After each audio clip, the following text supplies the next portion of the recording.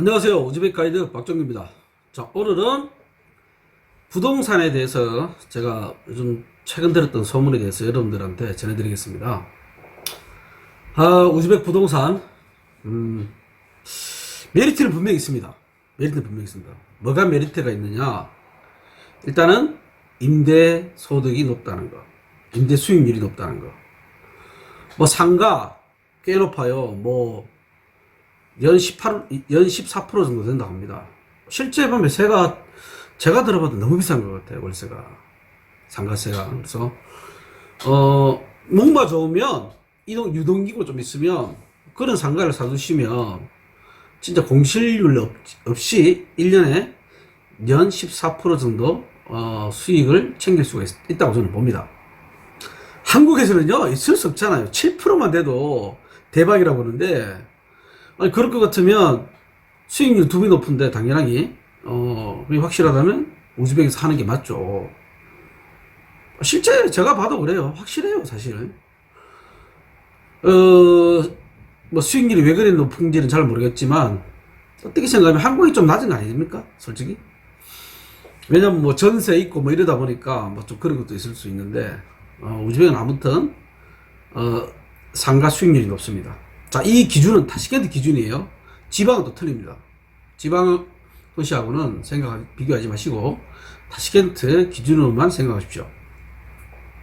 자, 이런 메리트가 있지만 어떤 단기 매매에서 이로 인한 차익은 어떻게 될지 몰라요. 샀는데 부동산 값이 떨어지면 손해 보잖아요. 그걸 장기적으로 갖고 있으면 또 언젠가 또 올라가겠죠. 그렇지만 단기적인 안목에서 사시는 분들은 불리할 수 있습니다. 물론 또 볼 수도 있고. 그리고 사는 사람 입장에서는 뭐 단기든 장기든 간에 제일 쌀 때 사는 게 이득이겠죠. 그래서 요즘 이제 교민들하고 얘기를 들어보면 뭐 부동산 값이 올라갈 것이다, 내려갈 것이다, 뭐 이렇게 얘기를 많이 해요. 근데 이제 지금 우즈벡 부동산 중에서 그 메리트, 그러니까 올라갈 수 있는 그런 원인은 뭐냐 하면 이제 거주 동력을 푼다는 거죠. 거주 동력. 그러니까 한국 같으면 뭐 경상도에 있던 전라도에 있던 서울에 아파트 자기 명의로 살 수 있잖아요. 근데 우즈벡에는 지금까지 그게 안 됐어요. 타시켄트, 예를 들어 남한강주에 있다? 그럼 타시켄트 아파트를 못 사는 겁니다. 거주동력 그쪽으로 돼 있으면. 그리고 이 거주동력 이전이 쉽지가 않아요. 근데 그게 이제 풀린다는 겁니다. 풀린 게 아니라 지금 풀렸어요. 자, 이렇게 되면 어떻게 되느냐?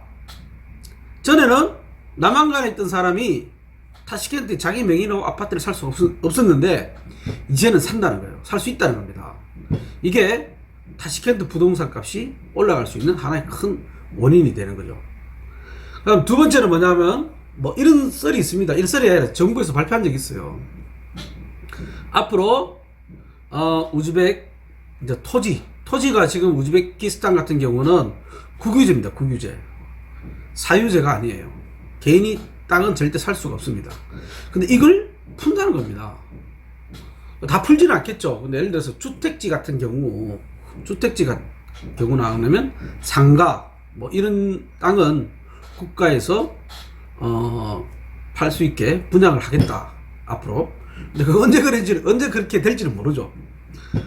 그런 가능성을 두고 있다면 상당히 또 메리트가 되는 거죠. 우즈베키스탄 부동산에 대해서.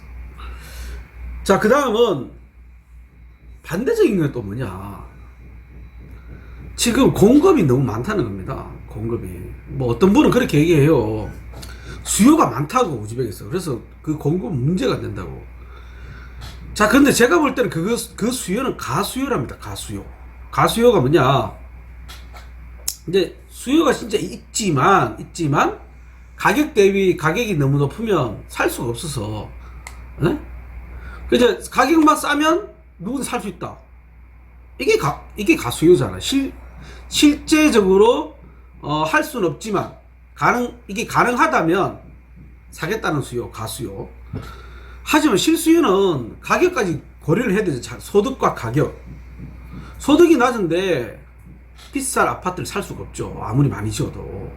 사고 싶지만 그 보면 우즈벡에 보면 아파트에 보면은 한국 한 사람 두 사람 뭐 많아봤자 네 사람 살잖아요.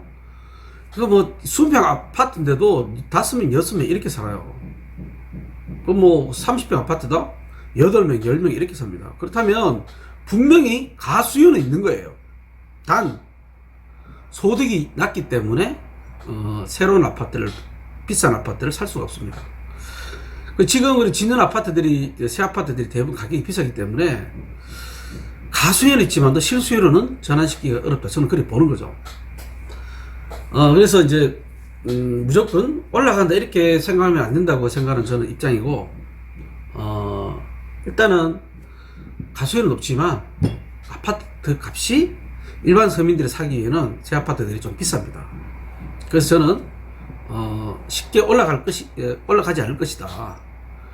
물론 요즘 코로나 때문에 가격도 약간 주춤하고 있는데 저는 뭐 한때라도 폭락을 또 할 수 있지 않나 이런 생각도 해봤어요. 근데 쭉 돌아가는 사정 보니까 뭐 폭락까지는 안 가겠더라고요. 자, 그런데 지금 들리는 소식에 하면 중국 사람들 10만 명이 우즈베키스탄에 부동산을 사고 싶어 한다고 그런 얘기가 들렸어요. 그게 진짜 만약에 10만 명이 만약에 중국 사람 다 시켰는데 10만 명이 와가지고 아파트를 산다. 그러면요 순식간에 올라가겠죠. 가격 하락 있을 수가 없겠죠. 제 생각인데. 근데 이게 진짜 그렇게 될지 안 될지는 아무도 모르잖아요. 근데 그렇게 된다면, 그 정보가 확실하다면 여러분들 과감히 우즈베키스탄에 부동산 투자를 하세요. 저도 이걸 지금 알아보고 있는데 정확히 잘 모르겠어요. 뭐 일단은 기본 가설은 그렇습니다. 미국에서 지금 중국 소유자의 부동산 지금 뭐 다 절단 내겠다 하잖아요. 뺏들겠다 하잖아요. 네?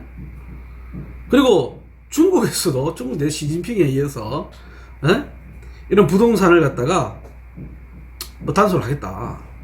그러니까 이 나름대로 돈 가지고 있는 부호들이 중국 안에서도 압박을 받고 있고 미국에서도 압박을 받고 있으니까 어디 가겠냐 이거지. 뭐 한국일 수도 있고 일본일 수도 있고 그렇겠죠. 근데 우즈베키스탄이 제일 만만하다고 합니다. 일단 뭐냐, 가격이 싸잖아요, 다른 나라에 비해가지고. 그리고 중국하고 가까워요. 그래서 10만 명이 몰려온다 이런 썰이 있는데 제 생각에 10만 명이 좀 너무한 것 같고 모르겠어요. 제 생각이니까. 그렇다면 일단은 중국 사람들이 만약에 여기 와서 아파트를 산다고 하면 우즈베키스탄 부동산 가격은 올라갈 가능성이 많겠죠. 그렇죠? 근데 얼마나 올지 그게 이제 문제죠.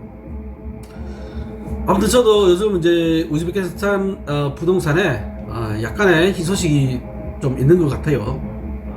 그래서 이제 그치만 또 예의주시해야 됩니다, 항상. 그리고 여러분들 제 듣고 결정해서 부동산 절대 투자하지 마십시오. 아시겠습니까? 저는 그냥 단순한 정보를 드리는 거고 또 제 정보 일부가 틀릴 수 있어요. 네? 중국이 한국으로 갈지 어떻게 합니까? 그런 자금들이 우즈베키스탄 온다면 당연히 올라가죠. 그건 아무도 모르는 거예요. 그렇지만 이번 이제 중국과 미국의 이제 대격돌로 인한 중국 부호들이 뭔가 탈출구를 찾긴 찾아야 돼요. 안 그렇겠습니까? 그래서 다른 나라로 눈 돌릴 가능성이 있다는 건 제가 볼 때 사실인 겁니다. 그게 우즈벡이 될지 아니면 우즈벡이라도 아주 소수가 될지 아니면 많은 사람들이 할지 이건 알 수가 없는 거잖아요. 중국 뭐 이쪽에 사정이 밝으신 분들 한번 좋은 댓글 좀 달아주세요. 그리고 저한테 좋은 정보도 주시고요. 자, 이런 것들이 아시는 분들이 저한테 정보를 줘야 그렇지 않습니까? 또 여러분들한테 좋은 또 정보를 제가 또 중간 매체로 전달할 수 있는 거잖아요. 아무튼 우즈벡 많이 관심 가져주시고 특히 우즈벡 부동산 그다음 임대 이런 사업에 많이 좀 관심 가져주십시오. 그리고 연금 받으시는 분들 가급적이면 우즈베키스탄에 오세요. 그리고 코로나 풀리면 제발 우즈베키스탄에 여행을 오세요. 너무 좋습니다. 자, 오늘 영상 여기까지 하겠고요. 좋아요, 구독 신청, 알람 설정까지 부탁합니다. 안녕히 계세요.